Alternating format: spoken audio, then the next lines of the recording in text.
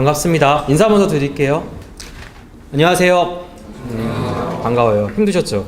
아까 3시부터 시작하셨잖아요. 근데 저는 밖에서 기다리는데도 엄청 힘들더라고요. 근데 지금이 4시 45분이니까 1시간 45분 동안 비슷한 얘기를 계속 들으셨죠, 할 때. 그래서 고생 많으셨어요.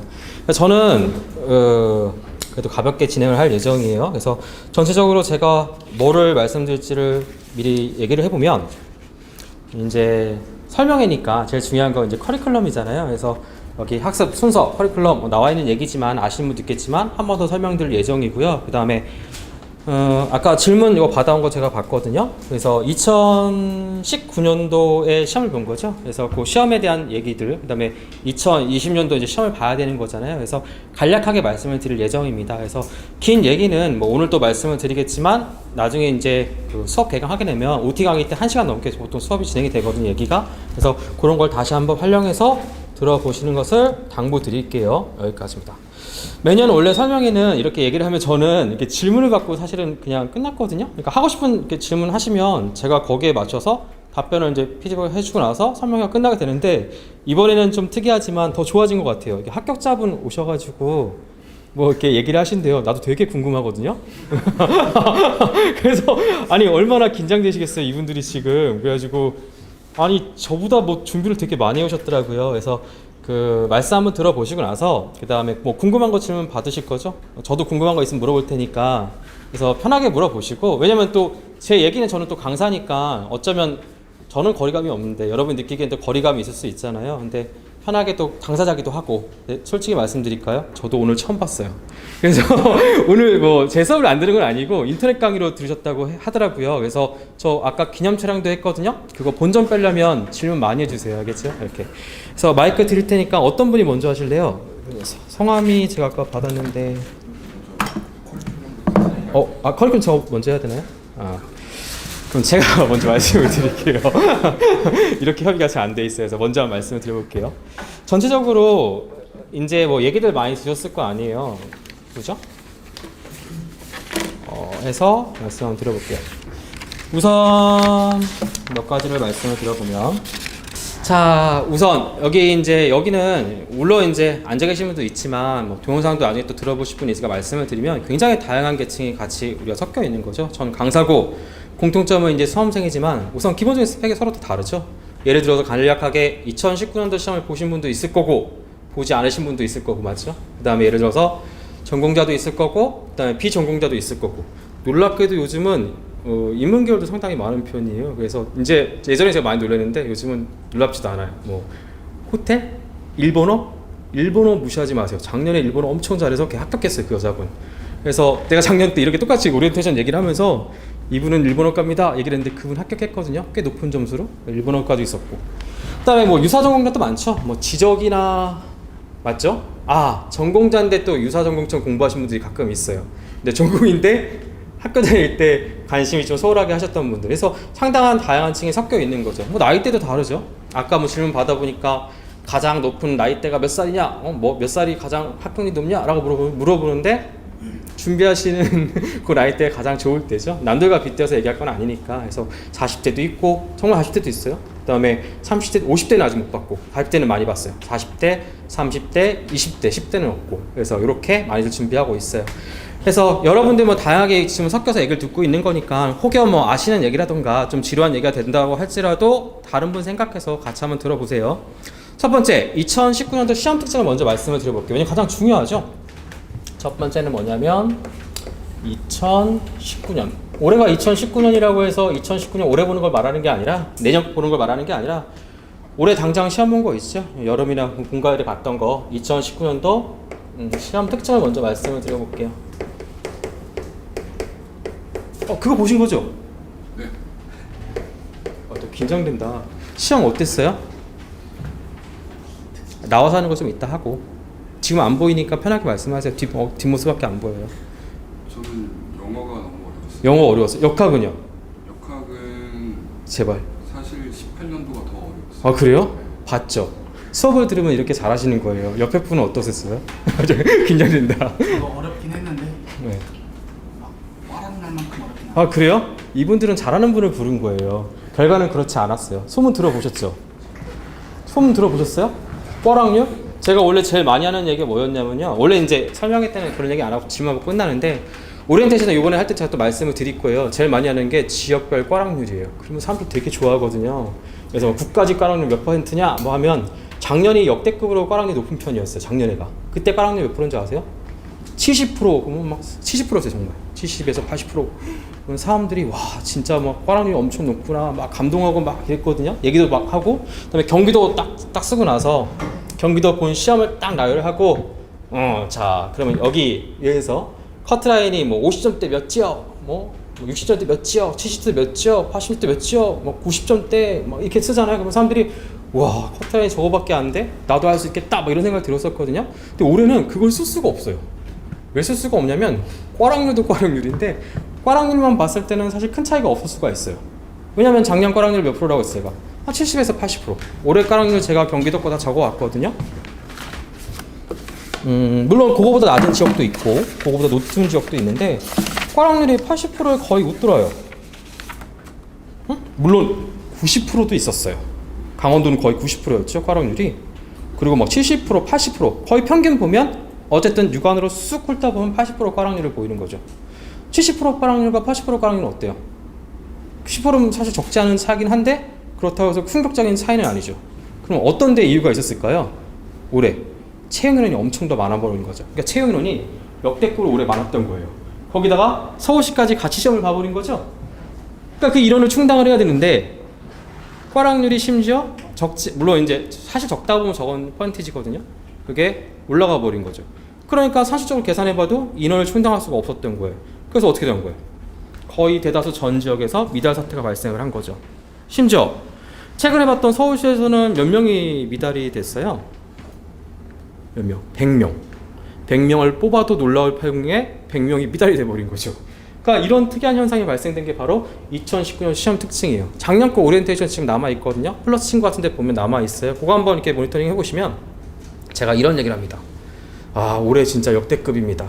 진짜 어려웠고 뭐 작년에 특이했고 그 다음에 채용 인원이 뭐 많을 겁니다. 그러면서 제가 이런 얘기를 합니다. 아무리 공부를 열심히 해도 토목직 이제 이따가 오늘의 이제 결론이 있을 거거든요. 전략을 잘 세우셔야 돼요. 그러니까 시험을 정확하게 잘 알고 시험을 준비를 하셔야 돼요. 그냥 마치 상가탑처럼 그냥 공부만 팁딱 공부를 하면 자기가 뭘 하고 있는지 모르고 그냥 떨어지는 경우가 허다하게 발생할 수가 있다는 얘기예요. 2019년 시험 특징은 그때보다 더 특이해. 더 뭐예요? 역대급 꽈락률과 대거 미달 사태. 그다음에 아까 제가 사전에 이제 뭐 합격자분들 다른 분들 이분들도 마찬가지 다른 분들에서 잠깐 말씀드렸는데 인터뷰 요청도 엄청 많이 왔어요 저한테. 그러니까 방송국 막 있잖아요. 지역 방송국에서 인터뷰를 이제 요청을 하는 거죠. 왜냐면 이렇게 역대급으로 신기한 일이 없었던 거죠. 대거 미달 사태가 발생했고 더군다나 특정 직렬에 많이 몰려있는 경우가 발생을 한 거잖아요. 그러니까 사실 독특하고 특이한 경우라고 볼 수밖에 없는 거죠. 그러면 원인을 어떻게 보고 있을까요? 우선 2019년도 시험 특징은 그랬다고 말씀을 드릴게요. 첫 번째는 매우 높은 꽈락률이죠. 그냥 높은도 아니고 매우 높은 꽈락률. 꽈락 뭔지는 아시죠? 여러분 점수가 아무리 높아도 개별 9급만 말씀을 드릴게요. 9급이 5과목씩 시험 보게 돼요. 국어, 영어, 국사, 그다음에 역학, 그다음에 설계, 응용역학, 토목설계거든요. 그래서 특정 한 과목이라도 8문제죠. 40점에 미치지 못하면 평균 점수가 아무리 높다고 한들 의미가 없어요. 떨어지고 나서 아우 저는 80점 맞아요. 평균 80점 맞았는데 역학이 35점 맞았어요. 그런 사람이 태반이에요. 알겠죠? 그런 사람들은 수치화되지 않잖아요. 합격자 평균 낼 때 그렇게 떨어진 사람 수치화돼요? 안 되잖아요 여러분. 그렇지 않아요? 합격자 평균 나오면 남들은 그렇게 얘기할 수가 있어요. 아니 왜 커트라인 이거밖에 안 돼. 그런데 대다수는 왜 떨어지냐면요. 왜 떨어지냐면 아까 말씀드린 것처럼 평균 점수가 높다 한들 특정 과목에서 꽈락이 나버려서 평균에 잡히지도 않아요. 그러니까 커트라인이 낮을 수밖에 없는 거죠. 가령 올해 얼마 전에 국가직 7급 봤죠? 소문 들어보셨어요? 국가직 7급? 문제가 쉽지도 않았어요. 다만 다른 애가 워낙 어려워서 특정 해보다 평이했다고 보통 평가를 많이 하고 있거든요. 저도 마찬가지고. 커트라인이 어떻게 예측이 되고 있습니까? 행정 못지않게 굉장히 높게 예측이 되고 있어요. 어떤 특징 때문에? 걔네는 영어가 없거든요. 국가직 7급은 토익으로 제출된 거 아시죠? 토익 시험 대체되다 보니까 공정하게 국사나 여타 과목 전공만 갖고 시험을 보게 되고 이때 다른 직렬과 점수를 빗대어서 판단해 보면 크게 차이가 나지 않는다는 점을 볼 수가 있다는 얘기죠. 그러면 원인이 뭐였을까? 이렇게 매우 높은 과랑들이 원인 어떤 게 원인이었을까요? 최악의 조합이죠. 5과목을 시험 보는 거잖아요. 밸런스를 굉장히 잘 맞춰야 돼요. 어떤 과목을 갖다가 굉장히 우위에 뒀다라고 해서 을수다고 자랑할 게 아니에요. 요번에 시험 끝나고 나서 항상 그래왔거든요. 근데 인터넷 같은 데 보면은 여기도 이제 그런 얘기 보셨고 당사자일 수 있는데 제가 좀 죄송한 얘기 말씀을 드려보면 그런 뭐라고 하나? 우화? 막 그런 거 있잖아요. 자기의 번승 막 이런 거 나오잖아. 이래서 내가 몇 개월 만에 합격을 했다. 맞죠? 평균 점수를 봤는데 커트라인이 평균 45점인데 합격을 했다. 이런 기적 같은 일이 왜 발생을 했을까요? 이번 시험이 그만큼 엉망이었다는 얘기예요. 저 인터뷰했을 때 인터뷰 거절했다고 말을 했잖아요. 거절한 이유는 크게 두 가지예요. 첫 번째는 걔네들은 포커스를 맞출 때 문제 자체의 오류나 이런 것을 저한테 말을 해주기를 바라고 있더라고요. 근데 저는 제가 생각하는 이번 이러한 사태의 가장 큰 원인은 첫 번째는 문제 자체의 오류는 배제하고 왜냐면 출제자 입장에서는 있잖아요. 봐봐요. 출제자는 이 사람은 전문적으로 문제를 내는 사람이 아니에요. 어느 날 갑자기 문제를 출제하겠다 혹은 현직의 공무원 애들한테 불러가지고 문제를 지금 추리고 있는 거잖아요. 맞죠? 그럼 걔네 입장에서는 사실 경험이 없는 상태에서 그런 문제를 도출하고 이렇게 끌어내고 있는 거잖아요. 근데 그걸 누가 사실 제지를 해야 되는 거예요? 바로 관리자나 감독자죠. 주무관이죠. 사실 담당자들. 쉽게 말하면 시스템 자체의 문제 때문에 이런 일이 벌어지게 된 거죠. 그러니까 공무원 시험 아까 5과목으로 말씀을 드렸잖아요. 큰 줄기로 봤을 때 국어, 영어, 국사가 문제 구성이 됐을 거예요. 그죠? 그럼 이 문제 조합이 사실 아시겠지만 올해 어려웠다고 지금 얘기를 하고 있는 거죠. 영어도 상당히 어려웠고 지문도 점점 국어도 지문이 길어지고 있는 상태고 국사 우습게 볼 거 아니죠? 뭐 작년 같은 경우 국사 좀 특이하게 어렵게 나오게 되면 와로 사실 또 무너져 버리게 되는 거죠. 최악의 조합이 된 거예요. 우리의 가장 아킬레스건 영어 쉬웠어요? 점수 보고 싶다고 얘기할 건 아니지. 더하기 역학 아까 했다고 하지만 이분들은 굉장히 잘하시는 분이에요.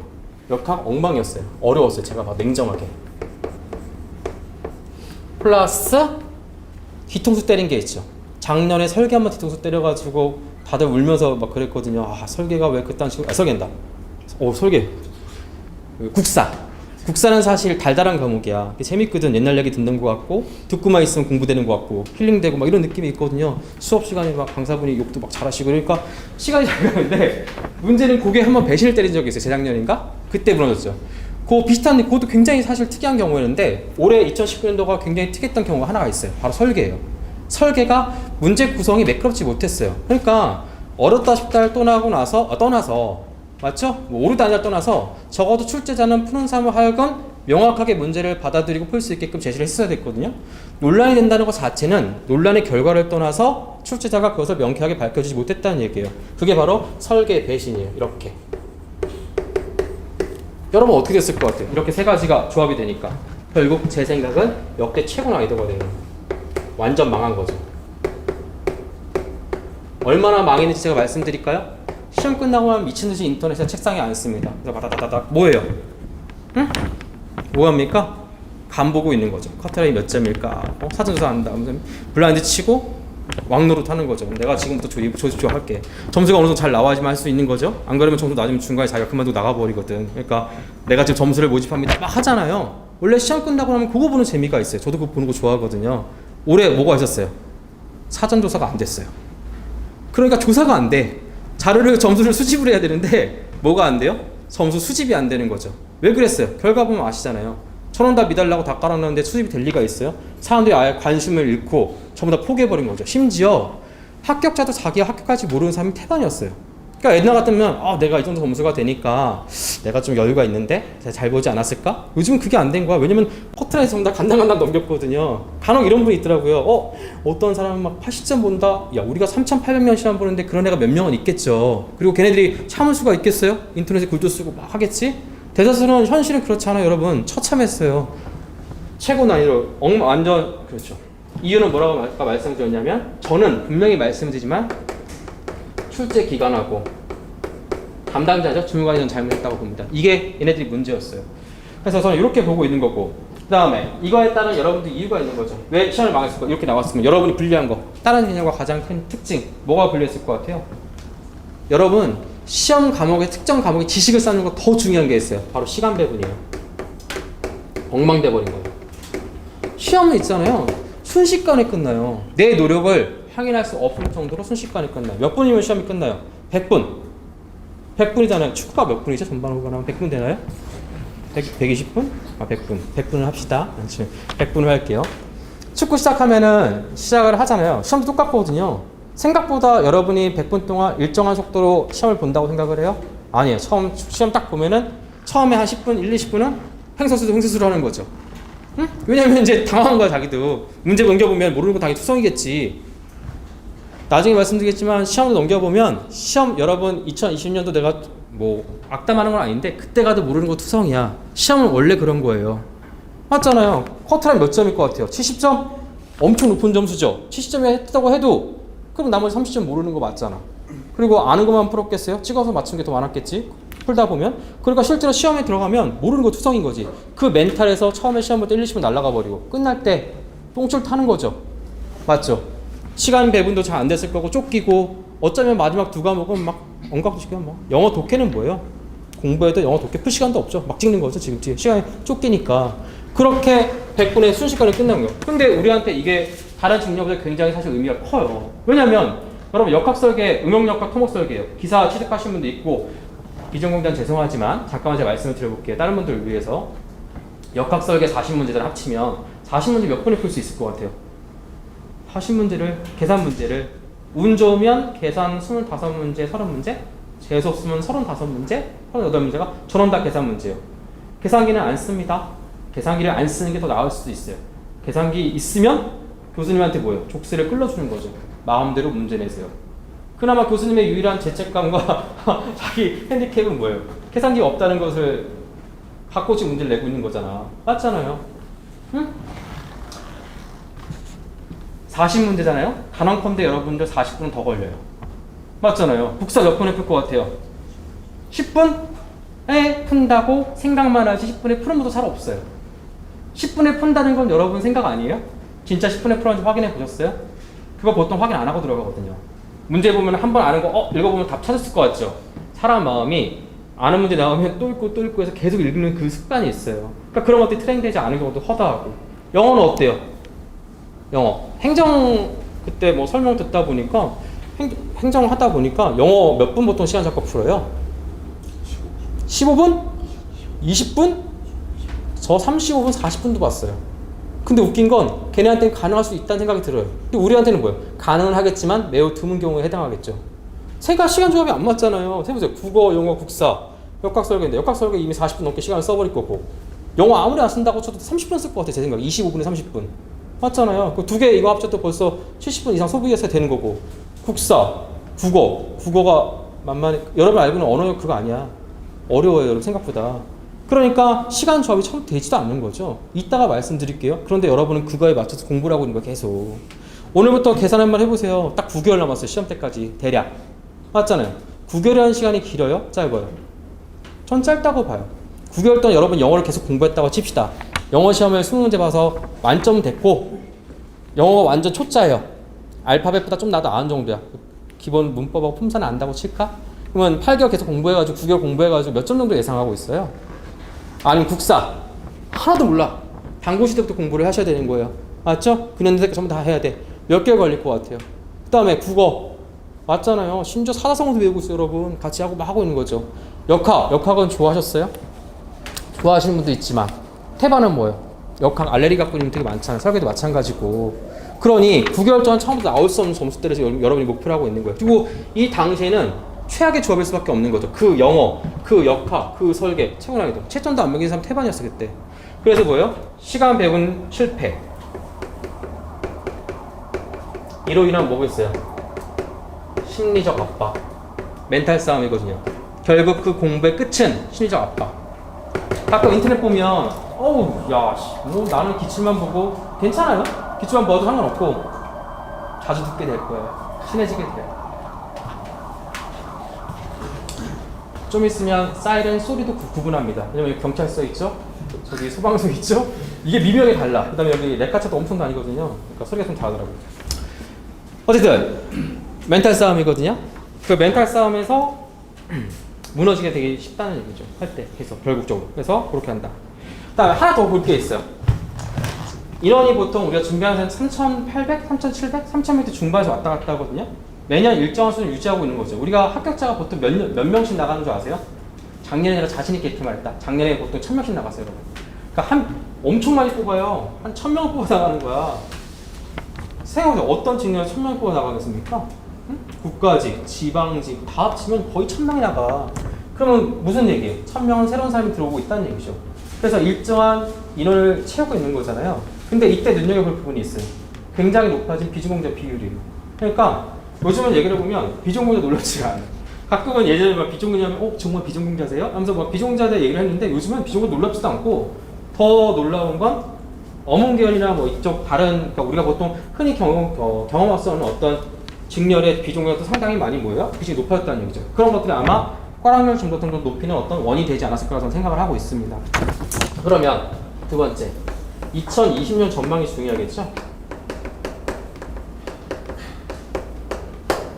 우선 인원 한번 얘기해 볼까요? 인원 어떨 것 같아요? 솔직히 말해보세요. 인원 쭈그라들 것 같아요? 많이 뽑을 것 같아요? 제가 작년에도 그 얘기를 했거든요. 작년에도 그런 얘기를 했어요. 많이 뽑을 거다. 왜냐면 우리는 이제 여러 가지 복합적으로 보통 생각을 해요. 여기 이제 노량진에서는 직접 교육처랑 간담회도 하고요. 그 다음에 정치적인 부분이나 여러 가지 이슈를 전부 다 종합해서 보통 판단을 내리거든요. 작년에 제가 많이 뽑을 거라 분명히 얘기를 했습니다. 물론 결과도 많이 뽑았고요. 내년은 2020년도죠? 응? 어떨 것 같아요? 여러분 생각과 여러분 추측과 저도 동의합니다. 많이 뽑을 거라 생각을 해요. 우선 정원을 못 채웠죠. 정원을 못 채운 정도가 아니라 워낙 미달이 많이 난 상태에서 우수한 직렬에서 인원을 끊었다는 것도 사실 현실적으로 어려움이 있어요. 워낙 채용이 많고 우리랑 보통 많이 겹치는 게 건축이 많이 겹치게 되는데 건축도 지금 미달이 많거든요. 그러니까 아마 쉽지 않을 거 생각을 하고 이월된 인원에다가 신규 채용 인원 공무원은 어쨌든 TO는 나가는 것만큼 보통 채용이 되거든요.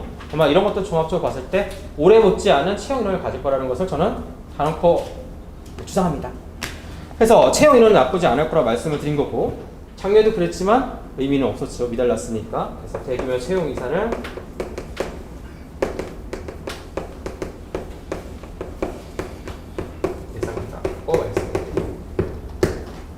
문제는 어떻게 나올 것 같아요? 이건 좀 부끄러운 부분이 있습니다. 응? 작년에도 이제 말씀했지만 재작년에도 문제 좀 어려웠거든요. 작년에 솔직히 말하면 무난하게 날 줄 알았어요. 올해 시험 본 걸 말씀드리는 거예요. 그러니까 무난한 시험 문제를 말하는 게 정상적인 사고 방식이었어요. 생각을 해보세요. 인원을 많이 뽑아요. 맞잖아. 분명히 못 채울 게 뻔한 일인데 그러면 이거는 상식의 문제야. 문제를 무난하게 내서 맞잖아요. 합격자를 채워야 될 거 아니에요. 그죠? 근데 어떻게 됐어요? 올해 문제? 응? 생각이 없어요, 걔네들이. 그러니까 문제를 막 내. 솔직히 말씀드리면 그만큼 서로 어떤 커뮤니케이션이 사실 안 되는 거예요. 내가 봤을 때는 이거는 굉장히 사실 복잡한 관계를 계산을 따져볼 필요가 있거든요. 문제 나왔으면 피드백이 될 거 아니야. 국어, 영어, 국사다. 영어 문제 조합이 어떻다. 그러면 역학사가 어떻게 해서 TO 정원 몇 명 나왔는지 보고 종합적으로 그런 것들을 판단을 내려서 해야 되는데 그게 됐어요, 안 됐어요? 안 됐죠. 조심히 말씀을 드린 건데 그럼에도 불구하고 저는 내년 2020년도 시험 문제 전망은 무난한 난이도를 예상합니다. 이유는 뭘까요? 이유. 역대로 욕을 많이 먹었죠. 이렇게 토목이 부각된 적은 저는 10년 넘게 하면서 올해가 처음이었어요. 그렇게 사람들이 관심을 갖고 나 심지어 인터뷰도 할 뻔했다니까? 왜 안 했다고 해요? 첫 번째는 이유를 다르게 분석해서 막말할까 봐. 두 번째, 그 막말로 인해서 내가 도움이 될 게 별로 없다는 생각이 들더라고요. 그리고 얼굴은 내가 어떻게 하냐고 슬쩍 물어봤죠. 그랬더니 모자이크 처리해 준다는 거예요. 하지만 내가 모자이크 한다고 봐봐 다 알아보잖아 지금. 그러니까 끝난 시험에 할 필요가 뭐가 있었겠어요. 어쨌든 개인적으로는 저는 섭섭하게 생각을 해요. 실제 뭐 기간이나 어떤 그래서 무난한 난이도를 예상한다고 조심스럽게 말씀을 드려요. 그런데 여기에 또 곡선이 있죠. 무난한 난이도가 여러분의 도움이 될까요? 좀 미안한 얘기지만 여러분한테 지금 처음 준비하시는 분 있잖아요. 가장 도움이 되는 가장 합격률이 높은 문제는 약간 조금 더 어려운 문제 난이도가 돼야 돼요. 그러니까 올해는 망했죠. 올해 엄청 높게 나왔죠. 그러니까 어떤 일이 발생했어요? 여기저기 이렇게 튀어나오는 거죠. 뭐가?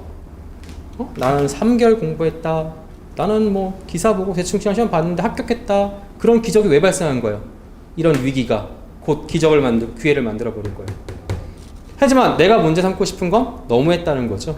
그리고 내가 항상 수업 때 주장하는 게 있어요. 가장 좋은 시험 문제는 있잖아요. 공부한 노력대로 성적이 나오는 게 가장 좋아요. 맞잖아요. 듣기 싫은 얘기일 수 있어요. 여러분 조금 공부하고 합격하는 거 좋아하잖아요. 나는 그런데 솔직히 말씀을 드리면 머리의 지식 정도와 그 사람의 어떤 정도를 가지고 정확하게 점수 분포가 되는 게 어쨌든 가장 이상적인 문제라고 생각을 해요. 올해는 그런 부분에서 완전 망했다고 보는 거예요. 하나 더.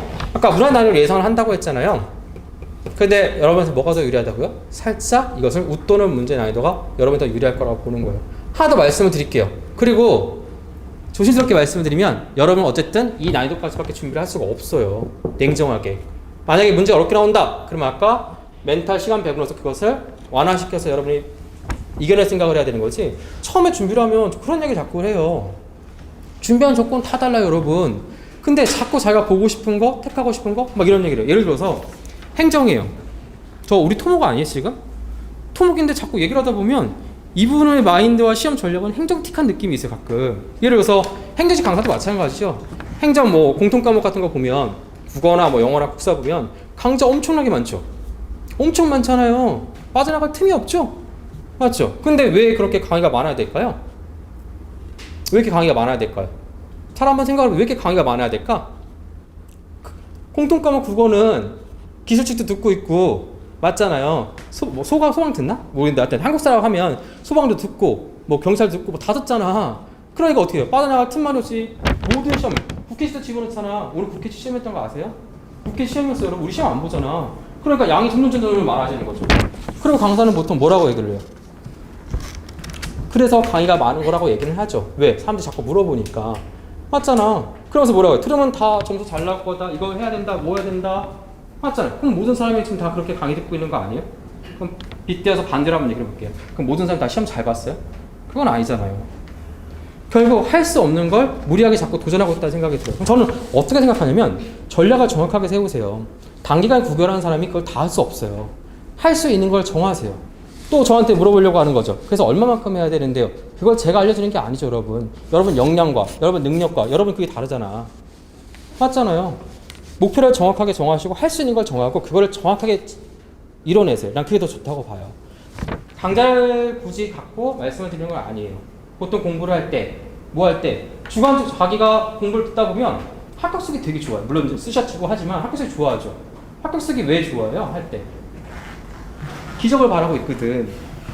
이 사람을 읽어보면은 될 것 같은 거예요. 맞죠? 읽어보면 했어요. 이 사람 6개월 만에 공부했다. 7개월 만에 공부했다. 이 사람 커리큘럼 이렇게 들었는데 성적이 이렇게 나왔다. 맞죠? 나도 나쁘지 않다고 봐요. 그런데 그것을 객관적으로 바라보고 여러분이 그것을 데이터화할 필요가 있다고 보는 거예요. 그냥 뭘 단순하게 들었다, 뭐 했다. 난 수업을 들었다고 해서 똑같이 들었다는 생각 안 해요. 가끔 저한테 그거 많이 물어봐요. 기출 풀면 점수 잘 나오냐고. 기출 풀면 점수 잘 나오겠죠. 어떻게 푸냐가 중요한 거죠. 그렇지 않겠어요? 책상에 앉아서 3시간 공부했다. 3시간이 같은 3시간이 아니죠. 제가 공부 중간에 항상 하는 얘기 있거든요. 그날 끝나고 나면 일기 쓰라는 얘기예요. 공부 일지. 5단 노트로 됐고 그건 뭐 개인의 선택이니까 끝나고 그날 공부 뭐 했는지 한번 써보세요. 강의 멍하게 보고 있었던 거? 엉덩이 붙이고 있었던 거? 그게 지금 공부라고 생각하시는 거 아니죠? 여러분이 지금 머릿속에 다 지우고 나서 오늘 공부했던 게 떠오르는 거 딱 그것만큼은 공부한 거거든요. 실제로 주도적으로 공부를 하지 않고 강의를 선택할 때 주도적으로 선택하지 않고 끌려간다라고 하면 강사들 말빨 장난 아니에요, 여러분. 그냥 휩쓸려 버리는 거예요. 그걸로 먹고 사는 사람들이거든. 밖에 데스크 얘기해봐. 여러분 나보다 말 못한다고 여러분보다 말 못하는 사람 아무도 없어. 듣고 있으면 마치 그래야 될 것 같은데 그건 그 사람들이 정한 거예요. 여러분이 만약에 누군가한테 조언을 구하고 싶다고 하면 여러분의 일정과 여러분 계획을 세워서 물어보세요. 그래야 조언이 가능한 거지. 막연하게 질문할 때 그런 얘기 많이 듣거든요. 기존 생각 많이 들어. 공부를 잘 못하거나 약간 동떨이 생각하시는 분은 질문을 잘 못해요. 그러니까 질문하는 요령과 이걸 잘 경험이 없는 거죠. 정확하게 자신의 일정을 세우고 뭔가 질문하고 뭐 한다라고 하면 좀 더 나은 발전이 있지 않겠어요? 그래서 대규모 시행을 예상하고 뭐 문화의 나이들을 예상을 합니다. 그래서 세 번째, 대비에 대해서 말씀을 드려볼게요. 공부 방법은 사실 여러분이 어쩌면 제일 잘하고 있어요. 사람이 100명이다라고 하면 100명마다 서로 자기한테 맞는 공부 방법이 있다고 저는 생각을 해요. 그러면 큰 틀에서 몇 가지 말씀을 드리면 반드시 필요한 과정 전 2가지만 말씀을 드려요. 이거는 저도 마찬가지고 공통 과목도 전 마찬가지라고 봐요. 반드시 기본 이론은 필요하다고 봐요. 간혹 내가 토목 기사를 자격증을 갖고 있어요. 전공만 말씀을 드려볼게요. 아니면 이제 시간을 막 추려야 되는 거거든. 시간을 추려야 되는데 뭔가, 왜냐면 이제 공통과목이나 딴 거 시간을 쏟아야 되니까 추릴 수밖에 없는 거죠. 그때 손쉽게 선택하는 게 기초적인 강좌가 필요 없다고 생각을 하고 바로 문제 푸는 노력으로 넘어가서 문제를 풀 수 있다고 생각을 하는데, 있겠죠, 누군가는.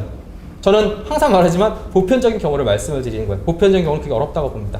가장 대다수 중요한 얘기는 가장 긴 시간 진행은 가장 기본 강의에서 전 진행이 돼요. 그래서 어떠한 수업이 됐든 저는 반드시 가장 기초적인 강의는 필요하다고 보는 편이에요. 그래서 기본 강의는 반드시 들으시고, 여러 가지 강좌 구성이 많죠. 아마 다른 학원도 마찬가지일 거고, 다른 강사도 마찬가지일 거고, 다른 진료도 마찬가지일 거예요. 보통 너무 기출 강의고, 그다음에 보통 예상편이나 예상되는 문제 만들고, 마지막에 모의 테스트죠. 저는 딱 잘라서 말씀드리면 맨 처음에 기본 이론과 맨 마지막에 모의 테스트는 필요하다고 봐요.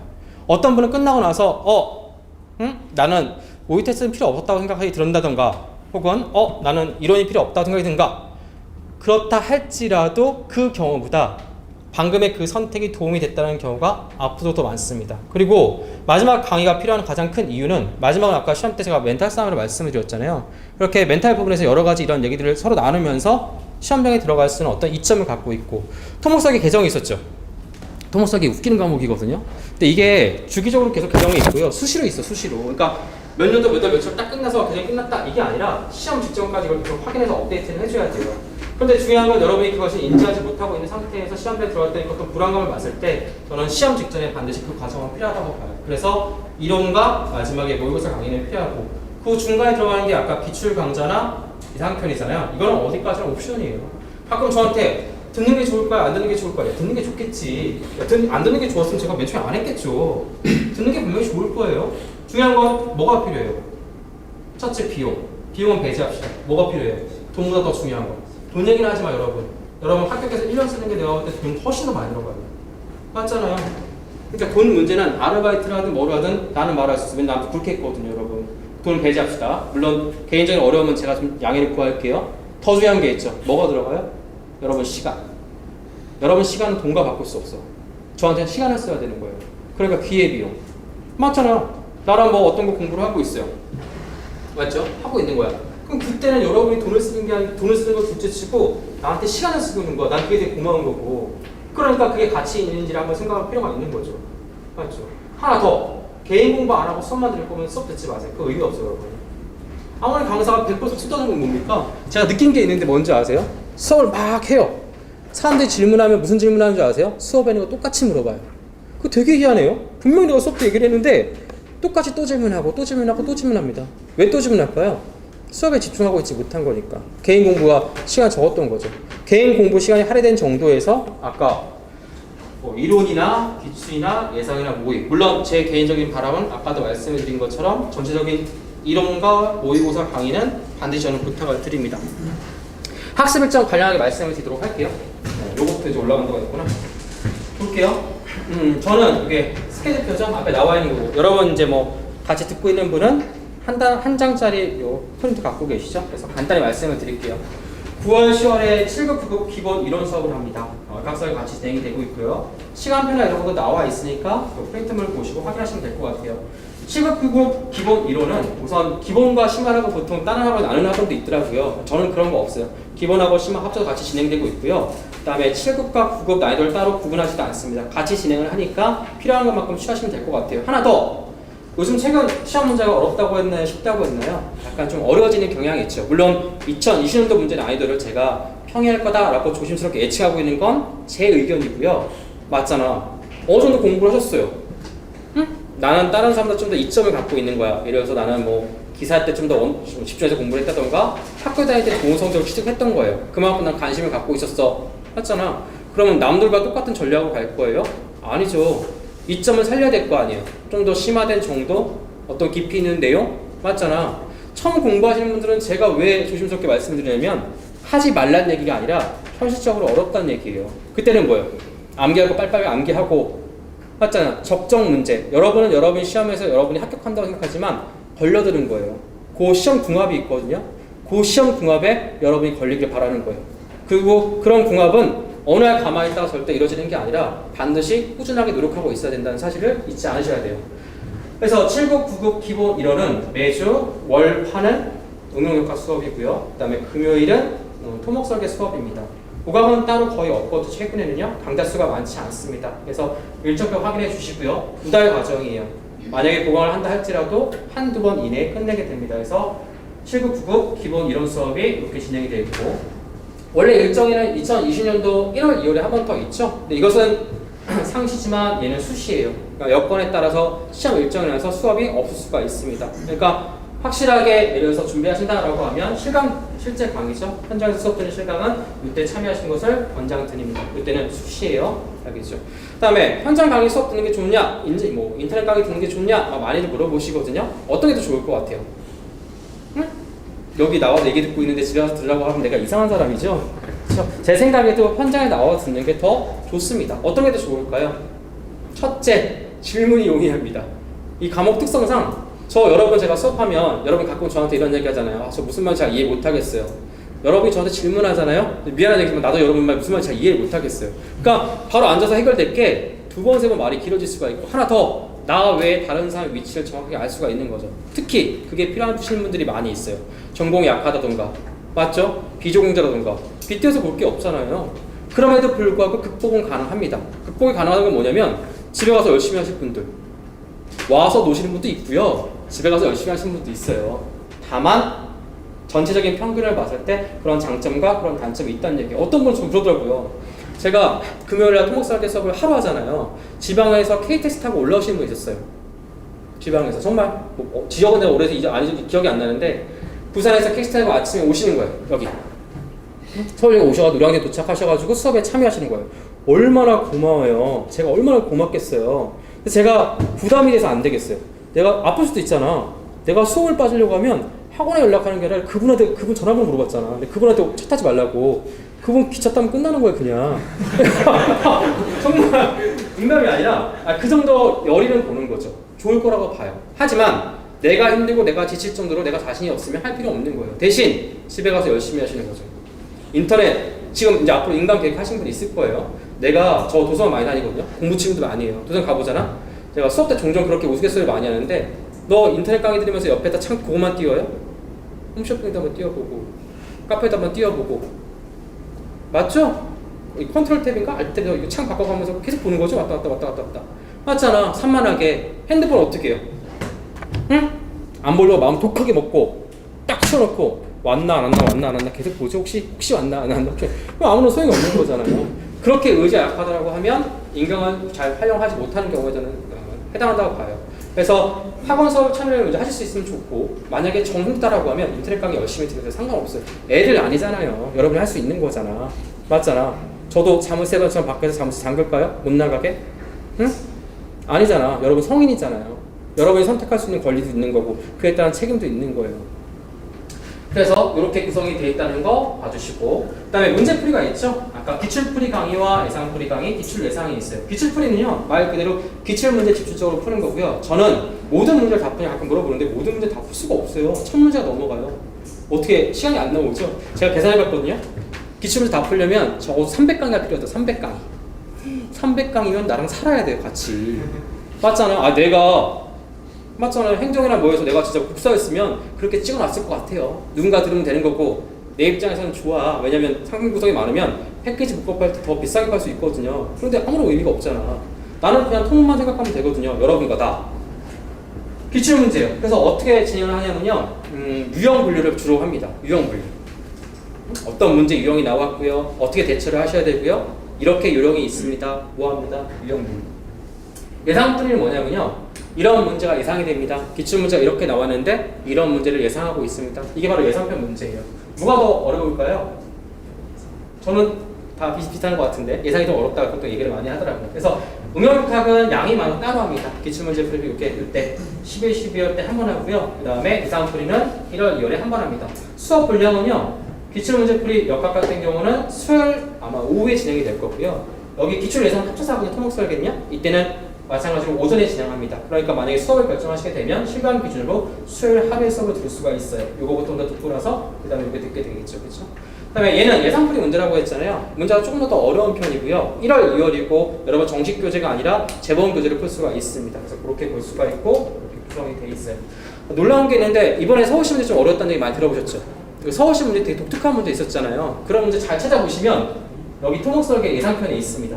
충격적인 건 있는지도 모르시더라고요. 왜냐면 딱 공부하겠다 생각되는 그거 외에는 책을 안 써요. 정말 안 봐요 그냥. 왜 안 볼까요? 할 수가 없거든. 벅차고. 나한테 제일 많이 물어본 줄 알아요? 선생님 나 국어만 풀면 안 될까요? 왜 물어보겠어요? 실금 못 풀겠거든. 맞잖아요. 점점 시험이 다가오잖아요. 점점 나 이렇게 얘기해요. 선생님 국어만 풀면 안 될까요? 선생님 국까지만 풀면 안 될까요? 선생님 국어 최신 연도만 풀면 안 될까요? 왜냐면 점점 시간이 없어지고 있거든. 저는 뭐라고 하냐면 이렇게 얘기를 합니다. 여러분 양을 정하되 양을 정하세요. 공중과목도 마찬가지야. 가장 큰 문제는 제일 미련한 방법은 딥딱 계속해서 익숙해지게 만드는 거야. 물론 좋은 방법이에요. 도저히 안 되겠으면. 저도 거의 자포자기면 그렇게 하라고 해요. 제일 좋은 건 있잖아요. 양을 정확하게 지정을 하고 자기 여러분이 할 수 있는 양보다 좀 더 많게, 그리고 그것을 완벽하게 이해하는 게 가장 좋아요. 완벽하게 해내는 거. 기출도 마찬가지예요. 하기 힘들어요?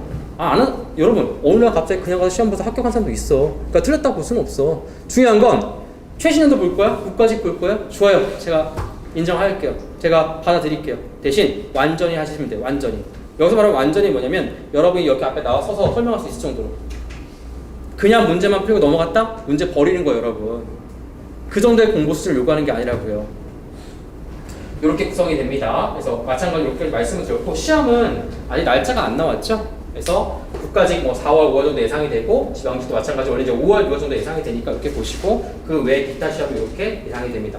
그래서 모의고사는 여기 3월부터 진행이 되고 있거든요. 총 10회예요.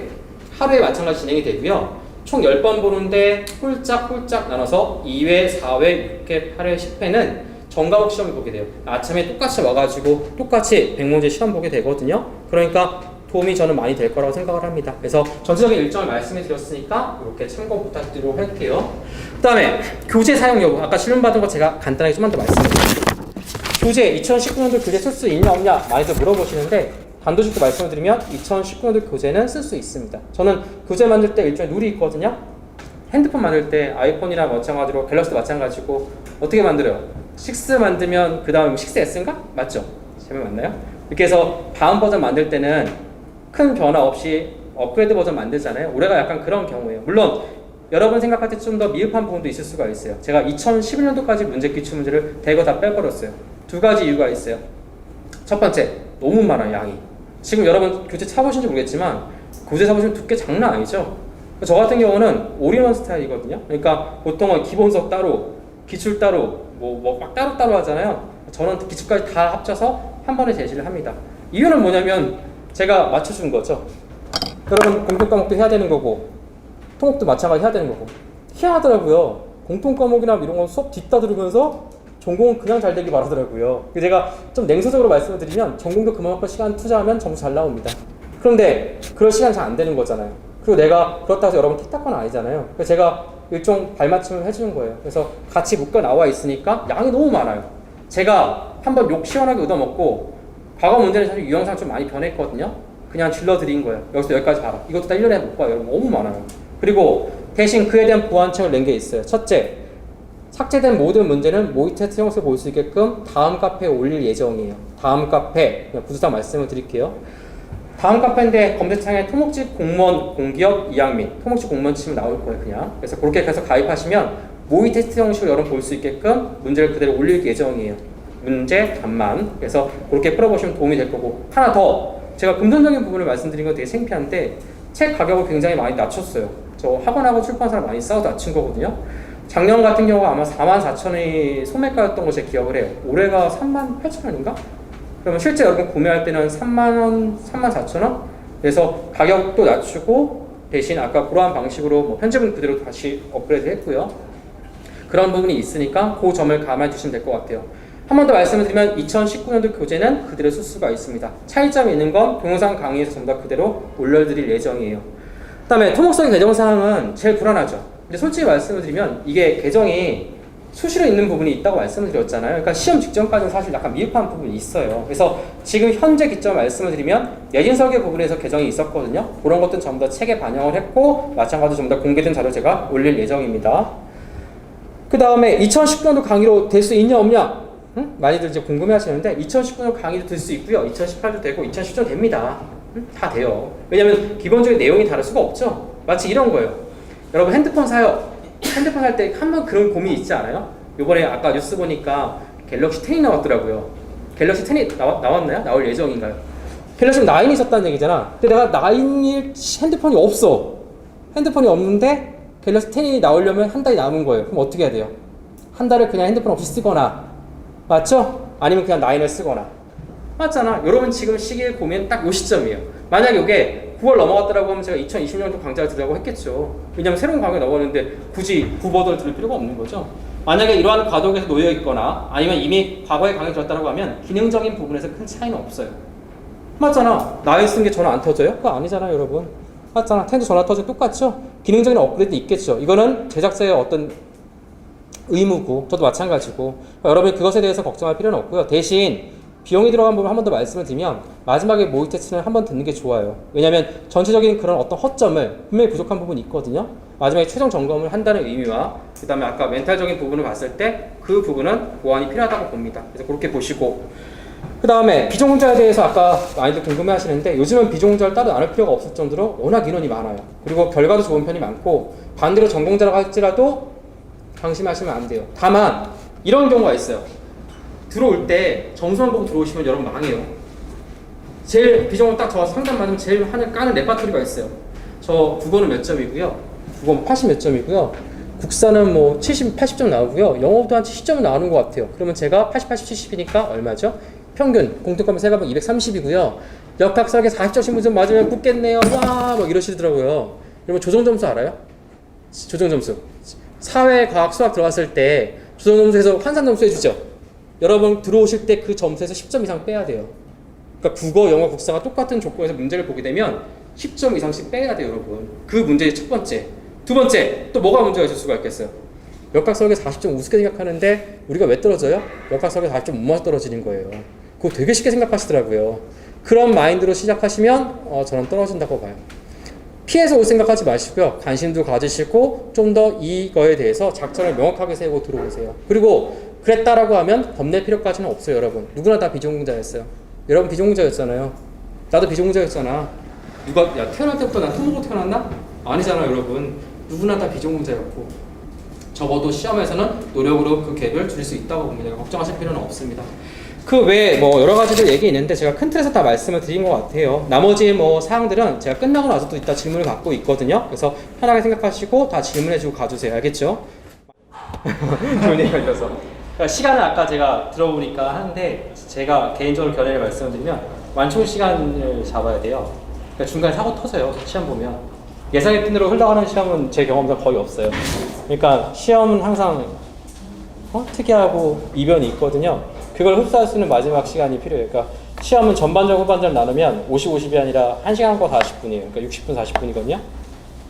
60분 동안 실수한 걸 40분에 신경을 해야 돼요. 그러니까 처음에 앞에 푸는 세 과목과 뒤에 푸는 두 과목은 전혀 달라요. 앞에는 실수할 수 있어요. 뒤에 가서 완충작용을 해주면 되니까. 뒤에는 실수를 용납하지 않아요. 여러분 마지막 뒤에 넘어갈 때 뭐 어떤 과목 택해도 상관없어요. 후반전이라고 했죠. 1시간 지나서 한 바퀴 돌고 그 다음에 40분이거든요. 그 다음부터는 실수를 용납하지 않아요.